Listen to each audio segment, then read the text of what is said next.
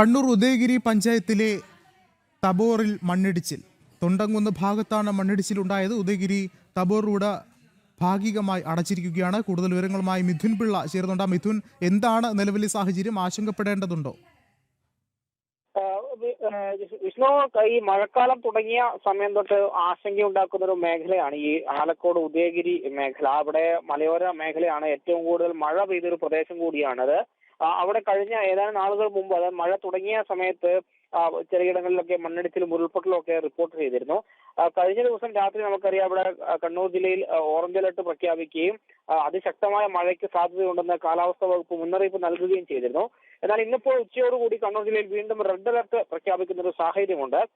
ഇപ്പോൾ ഇന്ന് രാവിലെ ഉണ്ടായ മഴയിലാണ് ഇത്തരത്തിൽ ആ പ്രദേശത്ത് മണ്ണിടിച്ചിൽ ഉണ്ടായത് എന്നാണ് അറിയാൻ വേണ്ടി സാധിക്കുന്നത്. ഉദയഗിരി തൊണ്ടങ്കുന്ന് ഭാഗത്താണ് മണ്ണിടിച്ചിലുണ്ടായത്.